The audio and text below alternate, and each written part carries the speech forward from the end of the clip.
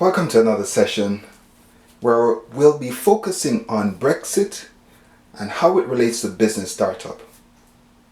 This is presented by Accounting Lecturer. In this lecture, our aim is to get a better understanding of Brexit and the meaning for the UK. Our objectives are the relationship of the UK and Europe as relates to Brexit, the biblical reference of Brexit, what are the pros of Brexit, and what are the cons of Brexit. Let's first look at the relationship of UK and Europe in relation to Brexit. United Kingdom joined the European Union on the 1st of January 1973. And since 1973, the ratio of trade and economic output increased from 48% to 67%. And at present, 45% of the UK's export goes to Europe. In terms of GDP, in 1973, 183 billion US dollars was the GDP at that time. But in 2020, it's 2.9 trillion US dollars. Now let's have a look at the statistics of other countries compared. In the number one spot, we have the United States with 1.3 trillion US dollars in 1973. In the number two spot, we have Japan with 424 billion US dollars.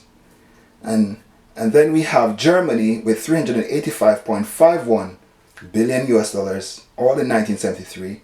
And then we have France with 261.48 billion US dollars. Then we have the UK in the number 5 position with 183.04 billion US dollars. And then we have China with 136.77 billion US dollars. And then we have India in the 9th position with 87.01 billion US dollars. Now in 2019, because 2020 is a bit early, we have in the number one spot, we have the United States with 21.44 trillion US dollars. Then we have China in the number two position with 14.14 trillion US dollars.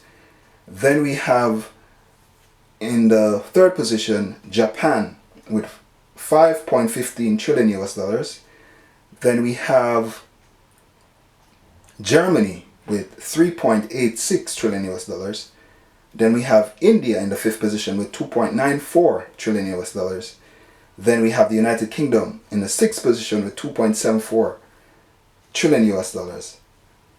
And then we have France in the 7th position with 2.71 trillion US dollars. Now just before I go, let's just look at some analysis.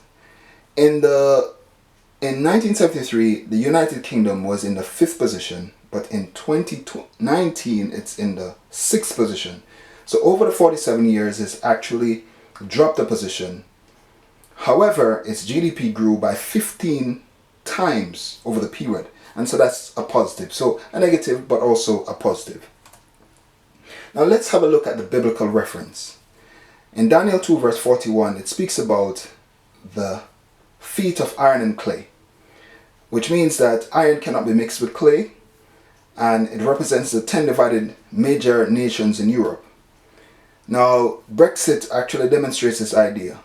The UK leaving is actually representing the idea that iron cannot be mixed with clay, and the UK is actually amplifying this biblical reference by departing from Europe, representing the idea that iron and clay, once mixed, it's not going to stick. Now let's look at some of the pros of Brexit. The UK will now have control over its borders. It will control who comes and how long they stay. There will be a reduction in net migration. There will be less money given to Europe. It currently stands at 250 million per week, which is 13 billion for the year. There will be a reduction in unemployment. And also, the UK will now be free to explore other trading opportunities with countries in the world. But what are some of the cons? There'll be a rise in racial tension on ethnic minority groups. There'll also be a rise in unfair dismissals. There'll be a rise in workplace toxicity aimed at ethnic minorities. There'll be a departure of skilled workers. There'll be quality can suffer due to not having the right skill level. Also, we'll have NHS will suffer or will struggle with staff shortages and delay. There'll also be a delay in the trade agreement with other countries. Now, what can we conclude? On the 31st of January 2020, the UK left or has departed Europe. There will be a period whereby a transition between now and November, whereby agreements would be, the intent is to have agreements moving forward and future relationships. But at the moment, there's the departure.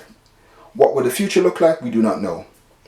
But what we can gather is that it entered the European Union in the 1st of January 1973 and it's now departing the 31st of January 2020.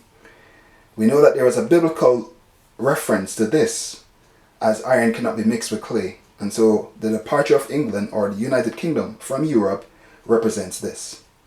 We know that also there are pros of leaving Europe, which means control in migration and an opportunity for a reduction in unemployment and for the UK to actually dictate its own terms. However, there will be a con of leaving Europe in terms of this Brexit idea.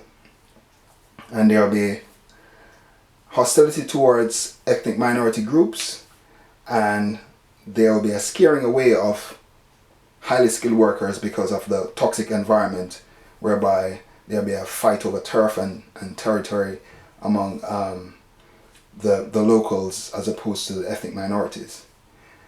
Now, in looking at these principles, we can gather whether it's a good thing to leave or it's a bad thing to leave. But my own gut feeling on it is we do not know what the future holds, but we have to make the best of what we have now and try to work towards being the best. I would also say that the UK needs to ensure that its image is not tarnished by being too closed, because the world right now is a global village. There is wealth in emerging economies like Brazil and South Africa, South Korea, and so therefore it is important that one is not closed to opportunities for growth. And if there's an open door for growth and progression, then the future is bright. Like, share, subscribe. Thank you.